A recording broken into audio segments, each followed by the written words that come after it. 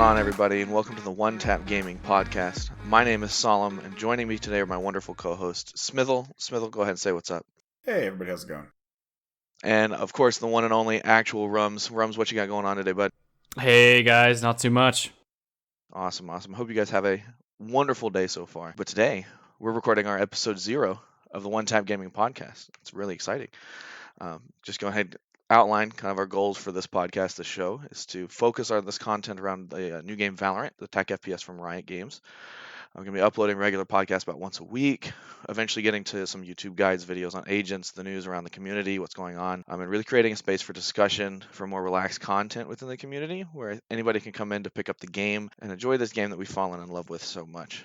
Yeah, and additionally, we're going to be creating a Discord where you guys can hang out with like-minded individuals, play games with people, hang out in the community, say hi, all that fun stuff, guys. So make sure that you stop by, check the Discord out, and if there's something that you want us to cover on the show, please let us know. We would love to cover it in show notes or in the future sections. So anything you guys want covered on terms of Valorant, and there's even going to be a section at the end of each weekly show. I think we decided to do that where there's news on things in the gaming sphere that's not Valorant. So anything you guys find interesting that you want to bring up, please go ahead and bring it up. I promise we don't bite too much or too hard, but For sure. Yeah, only if you ask. Only if you ask nicely. So with that, Saul, go ahead and tell us a little bit about yourself. Let's go into some host bios, man. Right, of course. Like I said, this is episode 0. This is so you guys can get to know us a little bit better. Specifically, my name is Solemn. I started gaming when I was around 10. Started with World of Warcraft, Call of Duty, some of the basic games, back in the day. PS2, original PC, all the good stuff, all the classic. I really picked up heavy gaming around Burning Legion with World of Warcraft, and then eventually with the later CODs like Modern Warfare 3, Black Ops 2, which is where I started to really scratch the competitive itch when it comes to gaming. I competed a little bit in the amateur pro scene for Modern Warfare 3, Black Ops 2 on a team called True Gaming. And then I went to amateur level Overwatch, almost hitting the contenders margin. I missed a couple of tryouts, but we almost got there around season 1 and season 2. And then I really started to focus more on strategy games after that period and took a break from the digital scene. Specifically, I played Magic the Gathering, grinded the Pro Tour, grinded events, did a lot of strategy building, deck building guides for teams and for the organizations out there that were running those kind of events and tournaments. And I'm mainly going to be focusing on the analytical breakdown within these events and the metas that arise in the pro leagues. Right now, that's going to be the Ignition series and any new leagues that come out, as well as addressing really the theory behind Riot's game plan for Valorant and what exactly they're doing to make this game progress and thrive, in which that we can, enjoy some really great games together. And enough about me. I'm going to send it over to Smith, our resident dad, and so we can hear what he's got to say. Yeah, awesome, man. So, as he alluded to, my name is Smithel. I used to be the host of the Weekly Poor Report, which was a podcast focused on Legends of Runeterra. And while I still play lore daily, one of the big passions of mine outside of card games and strategy games has been Valorant. So it was very exciting for me to kind of jump on this type of opportunity and really bring that passion to you guys as listeners. More about me, though. I've been in the gaming scene for probably the past 25 years. As Sol said, I am kind of the resident dad. I'm the boomer of the group. I've been playing primarily MOBAs in the past, so we're talking Dota, League of Legends, Smite, Heroes of the Storm. At one point, I was an admin for the Nexus Gaming Series, which is one of the top amateur Heroes of the Storm leagues currently around.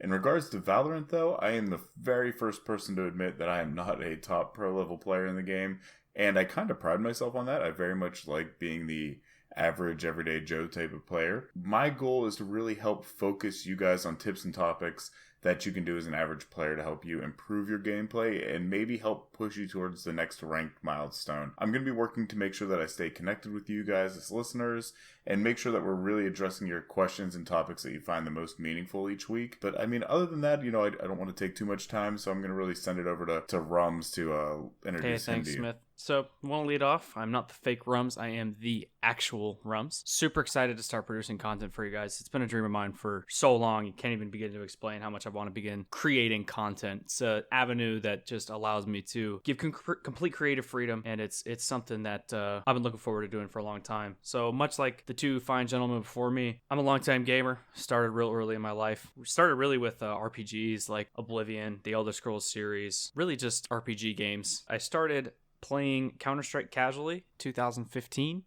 But it wasn't until just recently, with the release of Valorant Beta, started to commit to aim training and started honing my tactical FPS craft. I'm going to be focused on doing color commentary with Solemn for the esports scene, delivering you guys some news week to week. I think we're all going to be taking part in delivering you guys the news. And I'll be managing our YouTube section eventually when we start to be producing some YouTube content.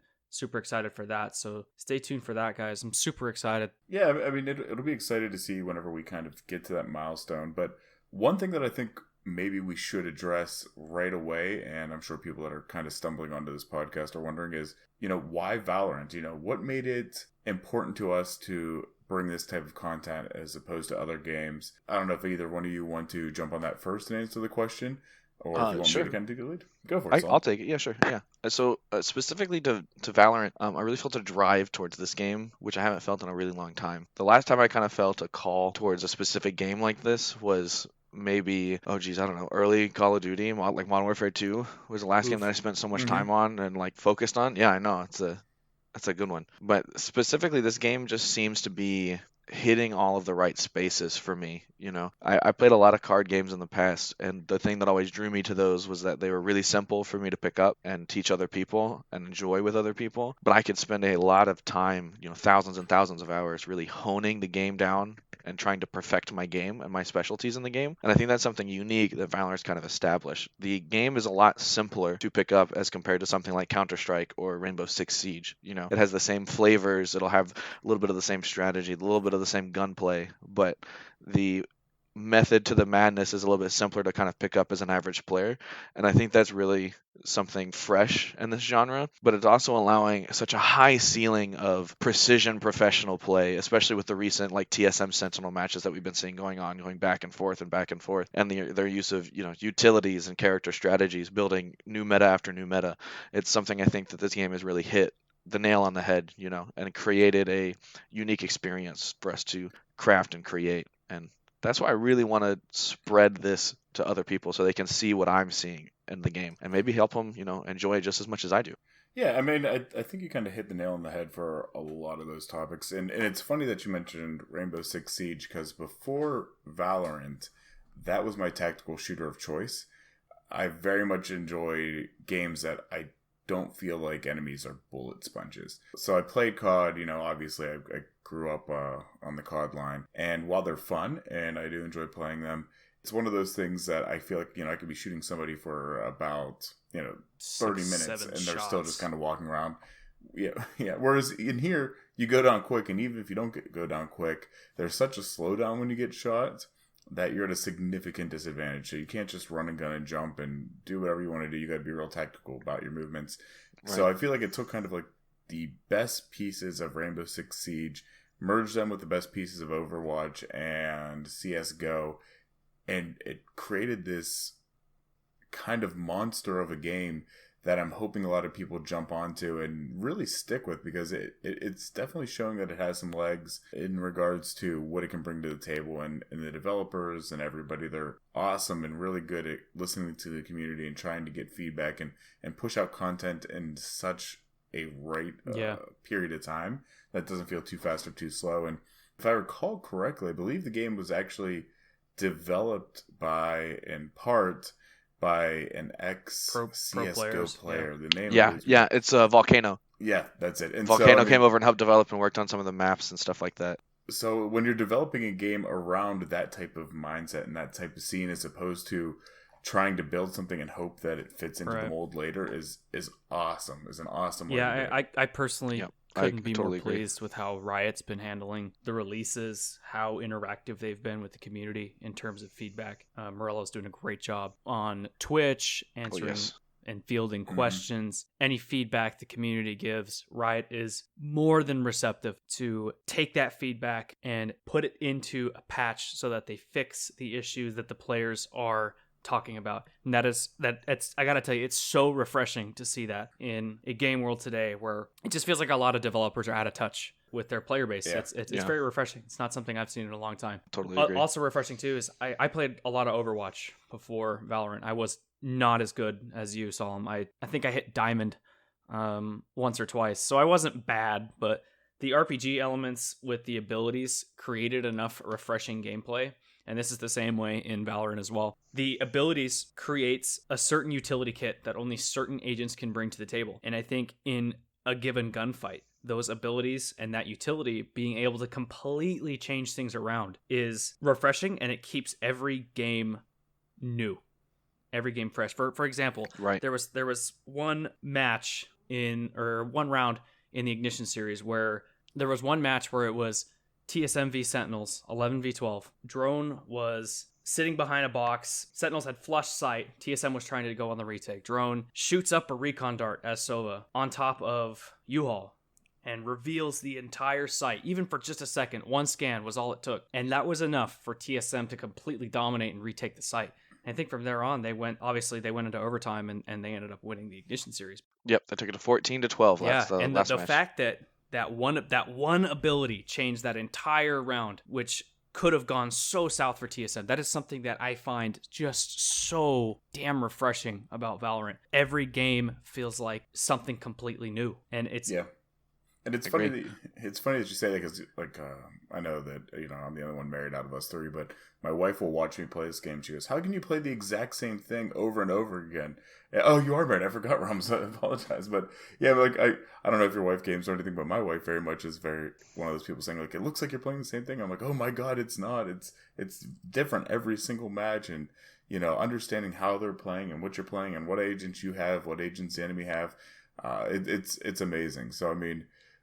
It doesn't look like a lot of content on the surface, but when you really, really dig into the mechanics and the possibilities that you have, it's great. Yeah, it's a really deep game. But that's enough about us. Like I said, this is just a quick episode 0, trying to give you guys a heads up about what's to come. I'm planning on getting the first episode out pushed here soon, soon TM, with kind of going over this initial, Ignition series results and really starting to dive deep into the meat and potatoes of this game. But I really want to thank you guys, anybody that tunes in to take a second to learn about us, the host. We really want to come across as personable, approachable figures. We don't want to be this kind of far off entity within our community. We want you to think that you can come in, play games, talk, all kinds of regular stuff. Mm-hmm. And we're really excited to begin this journey and to create this content and show you what we have planned, because we think we have some pretty good ideas. But in the meantime, follow us, reach out to us directly. You can find me on Twitter and Twitch at Solemn FPS, SOLEMN FPS, and you can find the rest of these guys. Smithel, where can they find you at? Yeah, so basically, if you want to follow me on Twitter, I'm at Smithel Gaming. You can also catch me on Twitch. It's twitch.tv/Smithel, so pretty easy to find me in both places. Typically on Twitch, I recently am going to be streaming Dungeons & Dragons on Saturday evenings. Sprinkled between that is a little bit of Valorant, maybe some Legends of Runeterra, or really whatever I'm in the mood to play those days. So, come by, stop, say hi. I'm pretty active on Twitter, so if you shoot me a message there, I'm always happy to respond. Sure, yeah. You can find me Twitter, Twitch, and YouTube at Actual Rums. That is Rums with a Z. RUMZ. And of course, follow the show at OneTapCast, all one word, on Twitter. You can find us on YouTube under One Tap Podcast. And as always, thanks for listening, and we'll catch you next time. Bye, guys. Thanks for listening. See you guys.